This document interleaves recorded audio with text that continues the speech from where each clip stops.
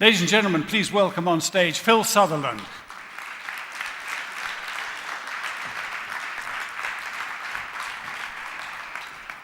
And I'd also like to welcome on stage Emine Alemdar, who's the president of Living with Diabetes Foundation here in Turkey.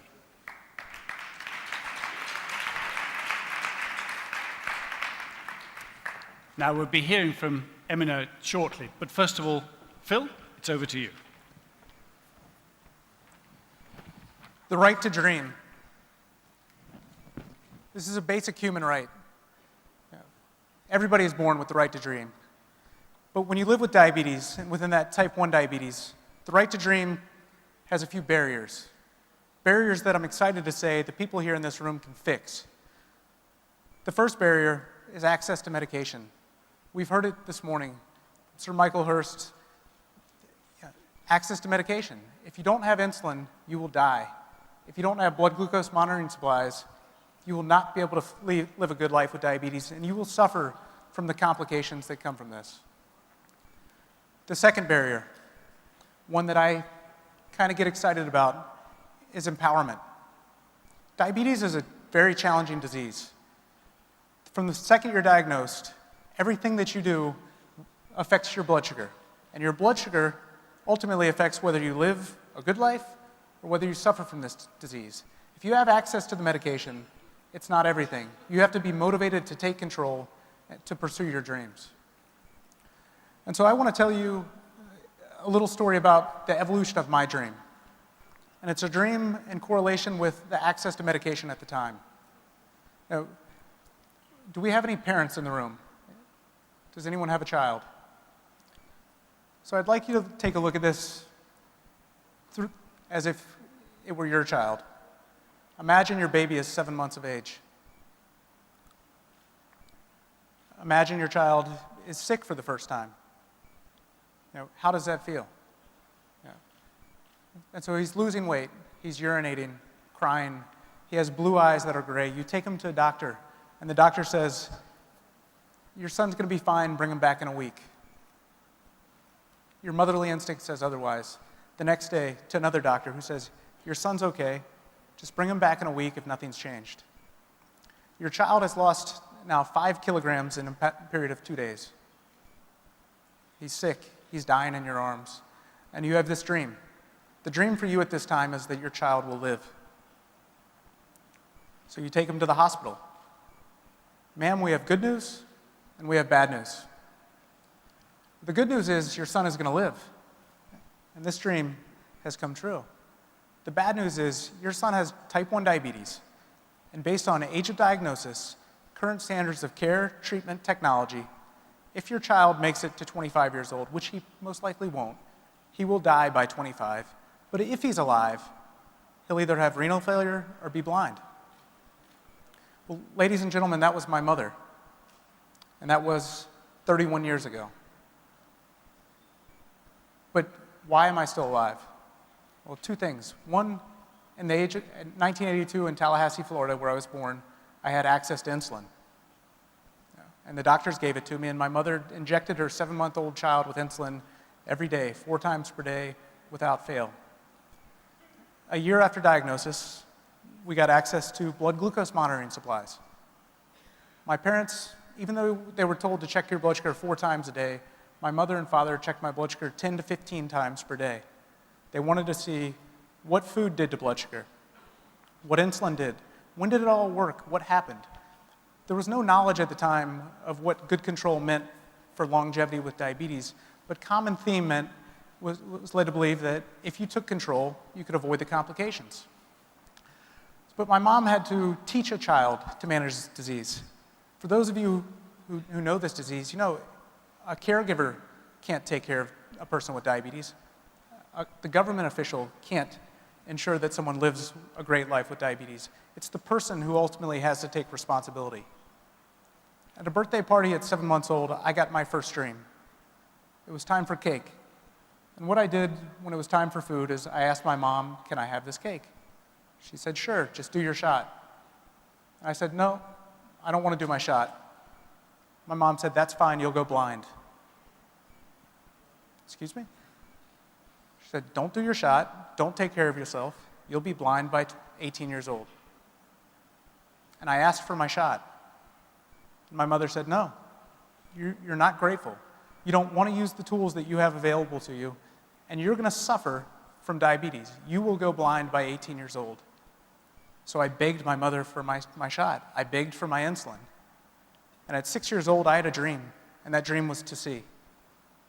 And I realized that it was my responsibility to take control of my diabetes to make that dream come true. And so I began at a young age, at 6 years old, managing my own diabetes, checking my blood sugar 10 times per day, giving all of my injections, because good control, my doctor told me, would equate to me not going blind from diabetes. But checking blood sugar, giving shots, that's not it. You have to live a normal life. And so at a time when it was not recommended for people with type 1 diabetes to exercise, my parents pushed me against those barriers and said, if I can't live a normal life, what's the point of focusing so much attention on diabetes control? So I went about exercising. I played football, basketball, baseball. I was on the swim team, doing everything that a normal kid would do, and doing it with diabetes, always being prepared. But it was in 1994 that for the first time I felt freedom. In 1994, at 12 years old, I found the bicycle. I started riding a bike so that I could eat Snickers bars. It's okay. Has anyone had a candy bar? Yes. For most of my life, I was deprived the chance. But when I was 12, I decided I wanted one. And so I rode my bike so that I could eat. And then as I got addicted to riding, when I felt normal out on the bike, I didn't have to check my blood sugar. I did not have to give injections. All I had to do was do what everybody else did, and that was eat food. And as my first races happened, I set out with the dream to race in the Tour de France, the most visible race in the world. At the time, I was checking my blood sugar, as I said, 10 to 15 times per day, and at 96, rapid-acting insulin came available to me. This was a great step forward, allowed me to manage my diabetes better, but I still had not perfected anything. I was racing, but I wasn't winning. I was competing, and I was getting better, and I was working, but I still couldn't find that magic formula. In the year 2000, basal bolus came to fruition. And for the first time in my life with diabetes, I was normal. I was able to micromanage my disease to keep my numbers where they needed to be so that I could compete and I could win. And in the year 2000, I raised my arms in victory on 9 occasions. I was 8th place in the nation for under 18 riders in America. The dream was becoming a reality. And so for years, I raced for me. I raced for victory because I was a kid and I wanted to win. But in 2003, my life took a change. I met this guy at a bike race. I just won the biggest race for the University of Georgia where I went to college. And after the race, this guy came up to me and said, Phil, I want you to know you're my inspiration. Because of you, I know that I can do great things with diabetes. Because of you, I believe that I can win one day. Joe and I met. We shook hands. We became friends. But I come to find out that Joe's hemoglobin A1C at the time was 11%. The odd part was that Joe and I used the same insulin. We had the same access to blood glucose meters. But Joe, although he had access to medication, he didn't have the empowerment needed to take control. So what we did is we started placing bets. Higher blood sugar paid for dinner. And so in college, Joe paid for all of my meals. It was great. But this competition motivated Joe. And he went from checking his blood sugar 2 times a day, giving 1 to 2 injections per day, to really trying to manage his disease. Over the next 6 months, he lowered his A1C to 6.4%. Joe came up to me and said, Phil, I just have to say thank you. You saved my life. Because of you, I'm going to take control of my diabetes. Because of you, one day I'll get to see my grandchildren grow up. Thank you. You're my hero.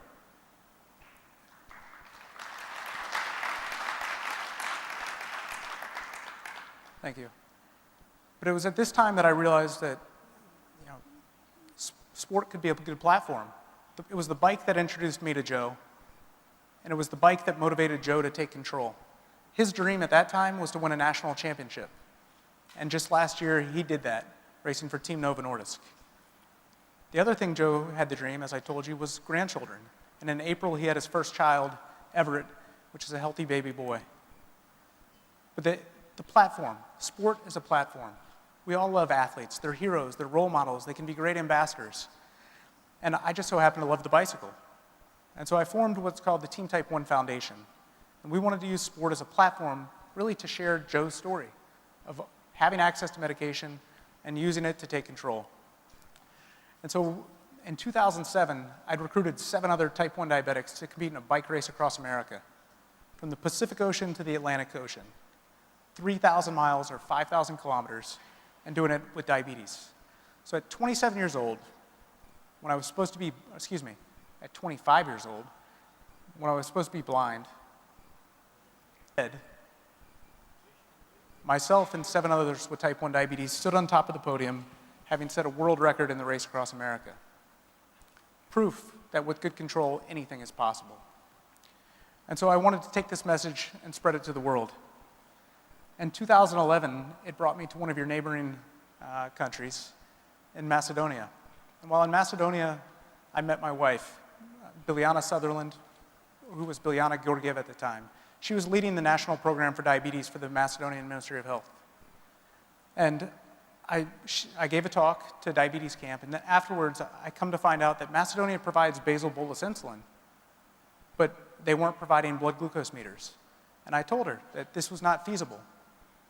You're saving money now, but you're going to pay in the long run for not providing the tools needed for people with diabetes. Over the next 2 months, Biljana went about convincing the Ministry of Finance, the Ministry of Health, and the WHO that they needed money to care for people with diabetes. And through the passion of one government official, the lives of 38,000 people in Macedonia were changed. 6 to 15 test strips per day, paid for 100% by the government. To me, that was inspiring. It was proof that one person could make a difference. Proof that you here in this room can make a difference as you're fighting to do each and every day. So what Biljana did for Macedonia was important. I fell in love, and I decided that I had to steal her so that we could do this for the world. And so just yesterday, the foundation made a donation of 1 million test strips and 900 blood glucose meters to the Rwandan government. Some would say a donation, but I think of it more as an investment in the lives of those children there. And we're now going to work with the government of Rwanda to ensure that she can find the funding to make this access to medication sustainable for the people with diabetes in her country. So from change in Macedonia to change in Rwanda, we're now aiming to change diabetes for the world. So that's access, and that's in your hands. But as I said, empowerment is what's needed most. So we had to globalize this empowerment. And just last year in December, we launched the partnership with Novo Nordisk to form Team Novo Nordisk, the world's first all-diabetic professional cycling team. Athletes who are set out to compete in the most difficult sport in the world while living with one of the most difficult diseases in the world to manage. And so, why? Well, we didn't just pull kids off the street and say, go race your bikes. We found athletes, people who had already come adversity, and were doing this for one common bond, one reason: educate, empower, and inspire people with diabetes to take control. And realize that with the tools, if you use them, your dreams can come true. You see our athletes there on World Diabetes Day, celebrating a day that's meant for our people. And it was such an honor to arrive in Turkey for this great meeting to celebrate the day. And Turkey has a very special place in the hearts of Team Novo Nordisk. Because as I said, we launched an all-diabetic professional cycling team. When the season began, we had athletes from 10 countries. We didn't know how to manage diabetes for 8 at a time, but we learned.